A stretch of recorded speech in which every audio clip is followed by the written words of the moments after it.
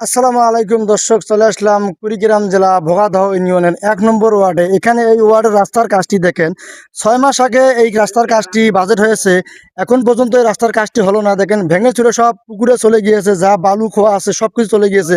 এখানকার মানুষের চলাফেরা করতে অনেকটা অসুবিধা হয়ে যাচ্ছে।